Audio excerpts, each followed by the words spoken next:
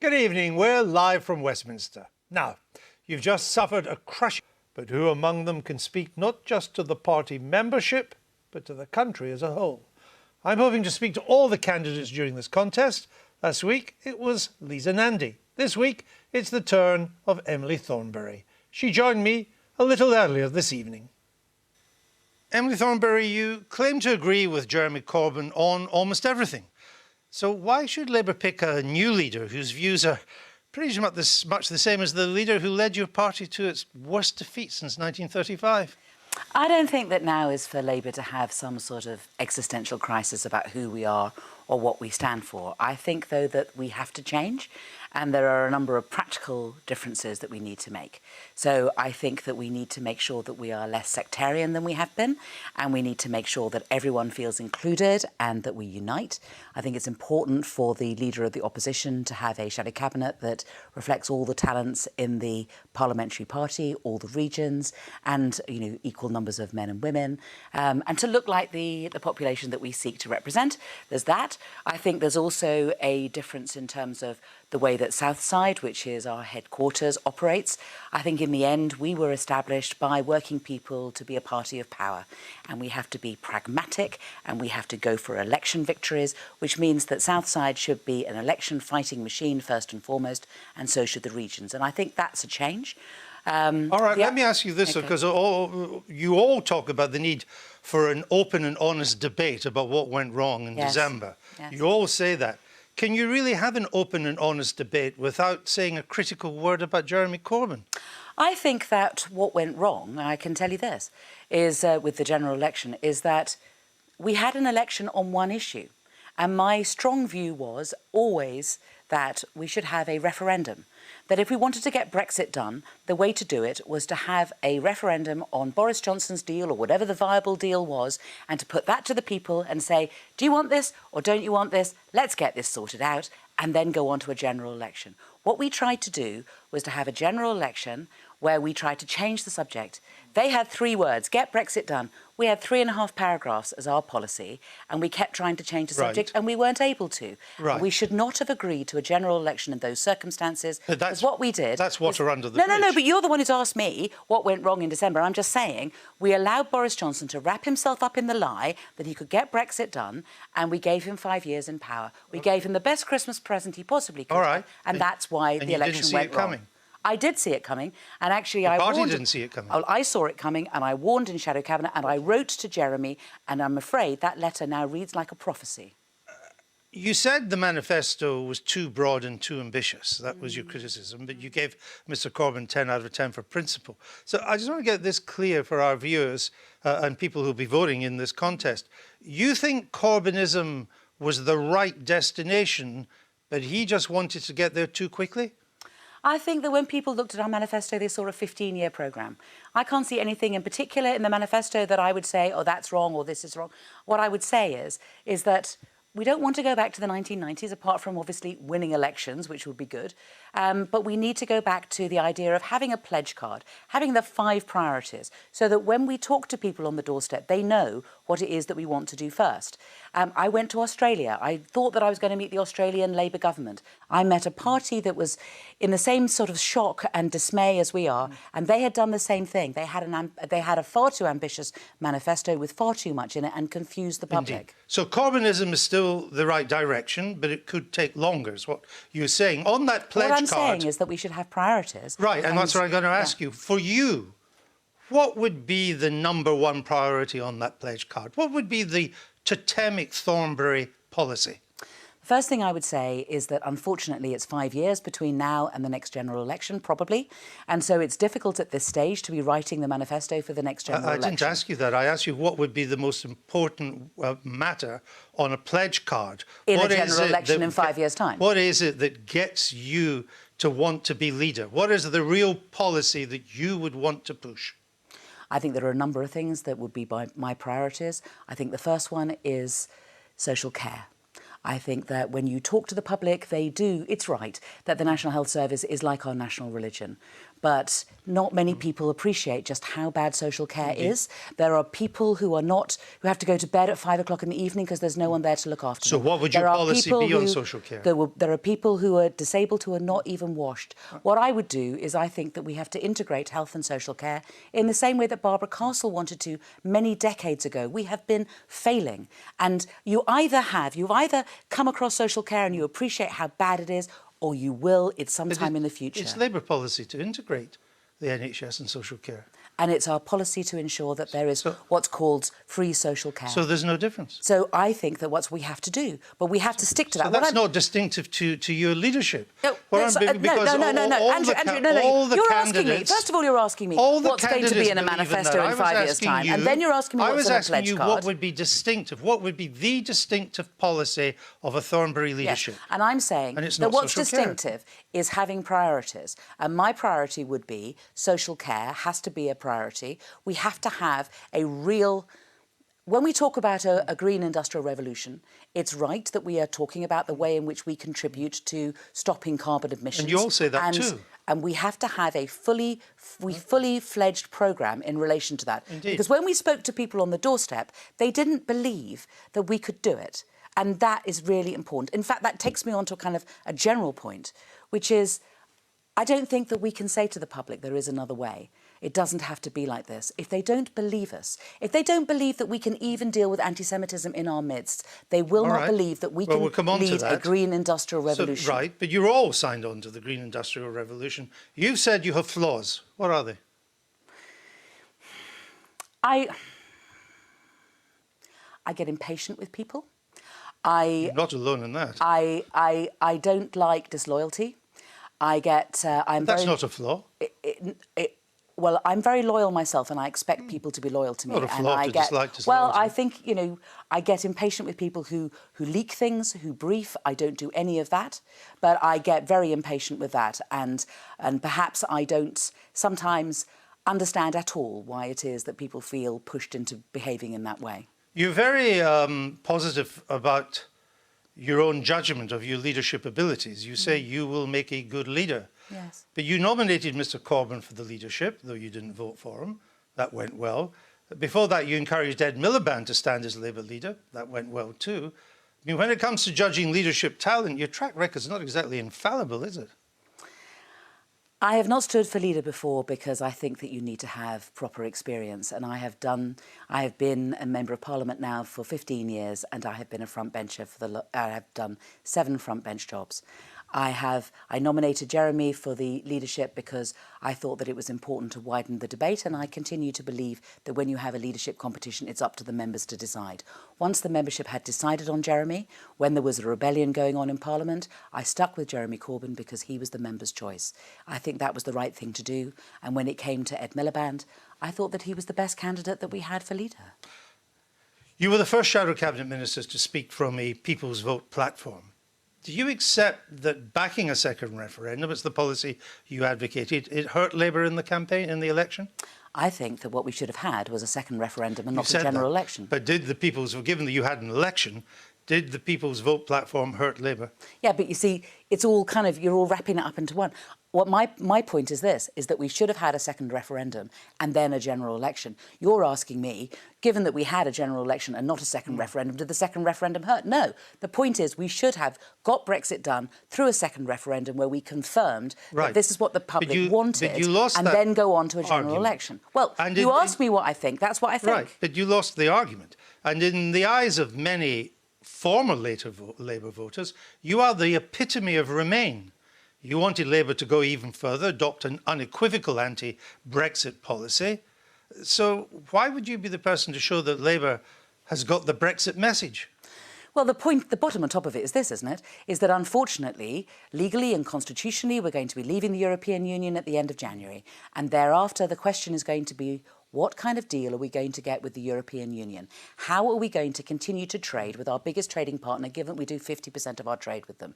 Boris Johnson has said that he's going to get, he's going to get a deal by the end of the year. No right-thinking person thinks that that is possible, let alone the deals that we have with 60 other countries through the other 40 agreements that we have through being in the European Union. If we sail off at the end of the year with no deal with the European Union and no deal with the other 60 countries, we are going to be in a lot of trouble. The fight moves on to making sure that the present government looks after our country and jobs and the economy. I understand, and that is the job of the Leader of the Opposition, to hold the government to account. But it's also the job, if you want to get this job, to convince former Labour voters, Labour members, that you would be the person to do that you understand why people voted for Brexit. More importantly, you understand why so many Labour voters, for the first time ever, voted Conservative.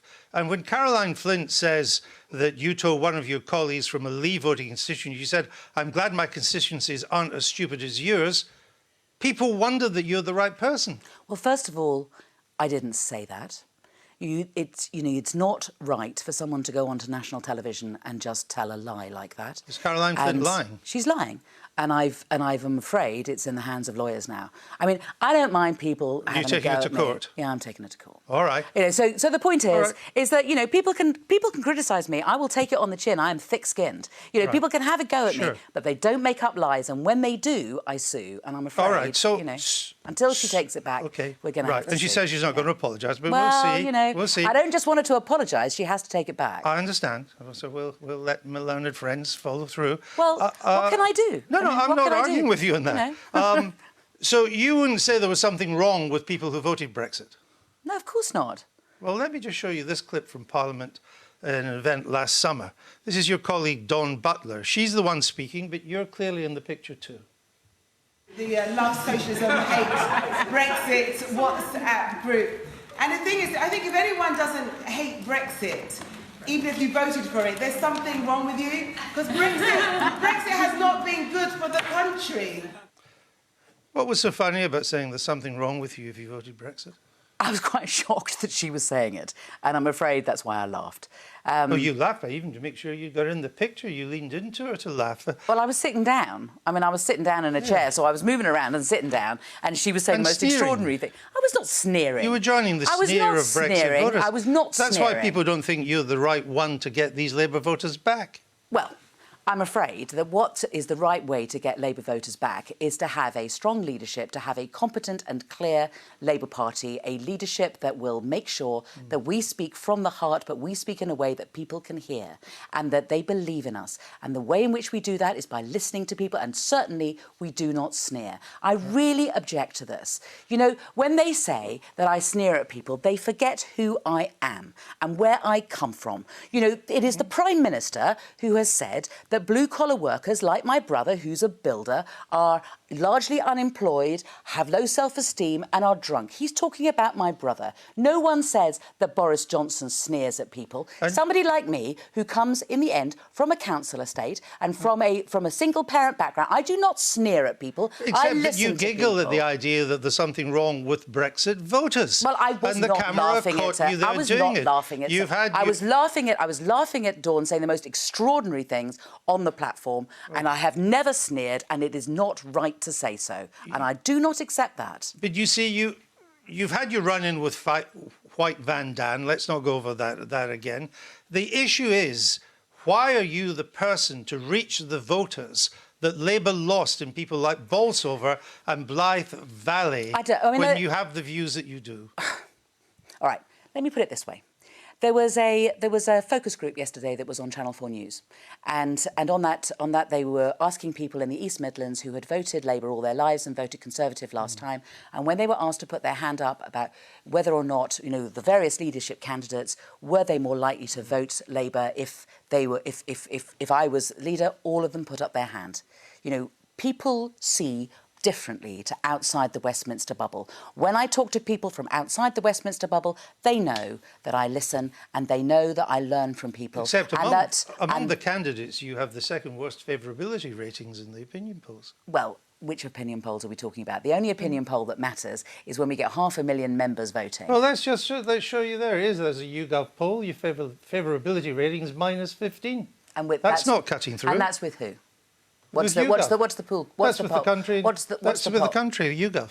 Well, okay, I think that it's let's move I on. haven't seen it before, so I don't know what it is. I mean, I don't know what it is. And there's one poll that matters too. Yeah. And policy matters too. So let's move to our quick fire round. You get bonus points if it's a yes/no answer. Regardless of our future relationship with the EU, would you like free movement of people to continue? I think that we need to have. It depends what our deal with the European Union is. And so we have to kind of keep an open mind with that because we need to be close to the single market. Right. So and the EU has said if you want to be as close as possible, then you need to agree to free movement. Would you agree to that? I think that it has to be subject to negotiation, and we have to keep an open mind on it. But what would your position be? Or do you want it or don't you? My position would be that we do what is best for jobs and the economy in this country. Why can't you answer that question? I have answered that question, and I've answered it honestly. And I can tell you this. Well, Lisa Nandy told me she was in favour of free movement, but you're not saying that. I'm saying that we need to come to a deal with the European Union that looks after jobs and the economy first and foremost. Okay. I would, as a general principle of immigration, make sure that our immigration policy looks after our economy, particularly public services, and also make sure that families are able to reunify when they come to this country. I have too many constituents who have difficulty bringing their family into this country. It was a simple yes/no. Well, I'm giving you a proper answer. Should we scrap HS2? No. Should we scrap Trident? No, we're too far down the line on that. I have been to Barrow, I've seen the submarines being built, and it would cost more to scrap it now than to continue with it. And if it was you in charge as Prime Minister, would you let our enemies, if we faced an existential threat, would you make it clear you would be prepared to use it? I would do anything to protect our country. I am not prepared to go into the details, just like any other leader apart from the last three. We will not give our plans or our strategy out to our enemies. That is the end of it. But if they don't think we're going to use it, it's not a deterrent. We don't say whether we would use it or not, and I say the same, frankly, as right, David Cameron, Margaret Thatcher, all the other people who have been leaders of this country. You do not say in what circumstances you would or wouldn't use nuclear weapons. Mandatory reselection of Labour MPs, which outside the jargon is that before every election, Labour MPs need to be re-adopted by their constituency or face a contest? So what we have is a situation at the moment whereby our candidates have to be re-nominated by the party. And I agree with that, and I don't think that we need to change it. It is very important that MPs remain close to their local parties and have their confidence. Right, so the answer to that is no, which is clear. Rail, mail, water, energy, broadband, you were all going to nationalise these in the December manifesto. Would you continue with that?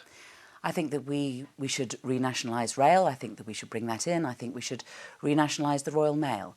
I think that the approach that I've taken with other businesses, and I have met people from the other utilities, is that I've made it clear what it is that we expect from them. But not necessarily to nationalise. What we need to do is make sure that they do as we expect. We do not expect these large profits. We do not expect water prices to go up in the way that they do. We expect the national grid to be able to support a green industrial revolution. If you're going to nationalise, you said no. What I have said is that when I have spoken to businesses, I have said... This is the yes-no interlude. When I have spoken to businesses, I have said to them, this is what our policy is. If you don't like it, you tell me how you deliver what we want without you being renationalised. I understand, but it's not necessarily nationalisation, and that's clear, and that's a change too. Is there any role for selection in the state school system? I don't think that we should have... I believe in a comprehensive system. But you sent your son to a partially selective school. I sent my children to a school that had been in Islington and is oversubscribed. And yes, there was a selection for the first 30 child. miles away. Well, it had been it had been in my constituency for 200 years. Yeah, but and it when was it founded moved in out, 1613. and when it moved out, it was selective. And when it moved out, it said that it would still have children from Islington, and whether you are whether you are a child in care, and they select children from being in care. They select on ability and aptitude too. You sent your children to a selective school. Well, a partially selective school, but there's only a proportion of the kids that are there. But it's actually seen as it's identified by Ofsted as a comprehensive. So partially selective schools It's a comprehensive school, And It's that a is what partially Ofsted... selective school, Emily Thornberry. A lot of people just see this as the acme of hypocrisy. You're against selection, but not when it comes Well, I'll to your tell own you this. kids. I'll tell you this. As a politician, what I want to do is I want to make sure that we have good schools up and down the country. But as a mother, I will never apologise for doing the best for my kids. All right, that's what Diane Abbott told me as well. Well, that's the which truth. is fine. And I tell you what, any Okay. mother watching this will agree Right. with me. Okay. And as the victim, No, I've and got as that. the victim of selective education, being You sent somebody your who kids to failed one. her 11 plus All right, let's and went move to on. a secondary modern, I feel very strongly about this, and All it is right. absolutely a calling for us to make sure that we have decent, comprehensive schools up and down the country. All right. You said yesterday that 10 years of the Tories had left the affluent paying less tax. What's the evidence for that? I was talking about the different tax rates, and I was talking about the fact that we have that instead of the tax rate for the upper rate being 50 pence in a pound, it was 45. Right, but the tax rate doesn't tell you how much revenue you pay. What is the evidence that the well-off are paying less tax now than they were 10 years ago? Well, I think that since the crash, in fact, the most well-off are now paying a proportion more. I think that the top 6% are paying 50% of the total income tax rate. Top 5% paid 45% of total income tax. Top 5 paid 45% of all income tax revenues in the last year of the last Labour government. What's the share now? 50. So it's actually they're paying more. Yes, but that's But you because said everybody... they've gone down. Yes, but the rate that they're paying but has it's the gone down. revenues that matter, Yes, not but the rate. no, but it's also about, you know, what income people have. And since the crash, people's incomes... You said they are paying less tax. You've just What I admitted the figures don't show What that. I have said is that We those saw with the what you broadest said. shoulders should pay more. I'm not arguing with that. Well, I'm good, arguing with you saying because they pay that is the less point. Tax. The point the figures is... show they haven't. I need to move on to anti-Semitism because you want the party to crack down. Listen to experts, you said, like the Board of Deputies of British Jews. Yes. Do you agree with them, therefore, if you're listening to them, their view that Shami Chakrabarty's report was a whitewash that sold out the Jewish community? No, I don't. You don't. So you listen to them, but not that closely on this. I can disagree with people and listen to them. They were wrong about Shami's report. What they wanted from Shami's report was for her to make decisions about who was anti-Semitic and who wasn't. Shami took the view that what we should do is not have individual politicians making decisions, but that we should have a semi-independent body that took decisions and did it in a quasi-judicial way. And that was the result of her report. And I think that she has been badly maligned. And if her recommendations had been implemented at the time, I think that we would not be in the mess that we're in now. Finally, you need the votes of the many to continue in this long leadership contest. But so far, your nominations are few. Are you going to get enough? Yes, I am. When will we know? Well, I think we've got until February the 14th. So I'm up and down the country talking to members at the moment, and it'll be up to the members in the end. I think that in the end, it'll be the members' choice, and the members' candidate will be the one who will get elected. It will indeed be the members' choice. Let's hope they're watching tonight. Emily Thornberry, thank you. Thank you very much.